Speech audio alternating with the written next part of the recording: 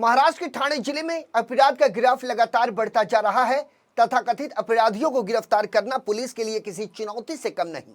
जिसके बाद Thane police commissioner के दिशा निर्देशों के चलते ठाणे की वर्तक नगर पुलिस ने एक विशेष पुलिस टीम का गठन किया, जिसके बाद इलाके में पुलिस पेट्रोलिंग की संख्या भी बढ़ा दी गई, जिसमें पुलिस को एक बड़ी सफलता हाथ लगी।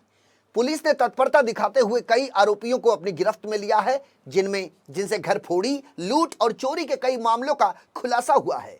वर्तक नगर पुलिस ने तकरीबन आधा दर्जन के आसपास आरोपियों को अलग अलग इलाकों से गिरफ्तार किया है। दरअसल 3 अगस्त की रात police beat marshal SD Kharade और SS खटाल पेट्रोलिंग पर थे और उसी समय जब पेट्रोलिंग करते हुए वे लोकमान्य नगर के बस डिपो के पास पहुंचे तो वहां उन्हें एक संदिग्ध व्यक्ति दिखाई दिया।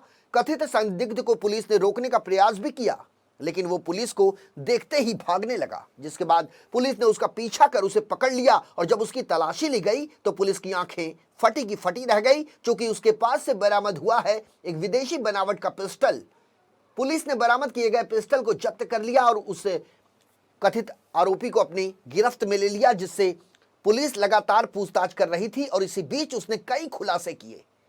पुलिस ने उसकी निशानदेही पर अलग अलग इलाकों से कई आरोपियों को गिरफ्तार किया है। गिरफ्तार आरोपियों के नाम हैं सुल्तान अबुल शेख उम्र 29 साल, रबी उल मंटू शेख उम्र 24 साल, इजराइल बिलाल उर्फ बिलाल शेख उम्र 40 साल, मसूद अब्दुल उर्फ कुद्दुस अली उम्र 32 साल, मोजिश उर्फ मंजू राजू अरगल उम्र 21 साल और सलमान शमसूल चौधरी उम्र 26 साल।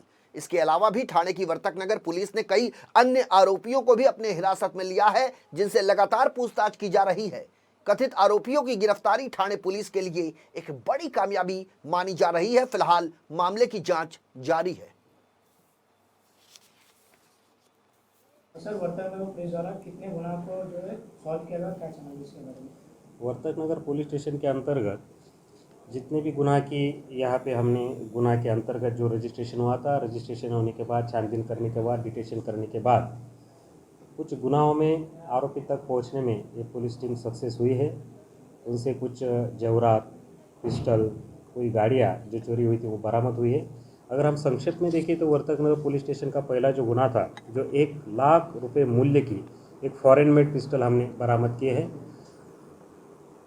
ये इसमें संतोष सुधाकर राजभर ये आरोपी का नाम है, जिसे ये 1 लाख रुपये मूल्य की हमने फॉरेन मेड एक पिस्टल बरामद किए। उसके बाद एक म्यूजिक टीचर थी जिन्होंने रजिस्टर किया था एक अपने, जिनमें उन्होंने कहा था 5 लाख रुपये के जेवरात उनके चोरी हो गए।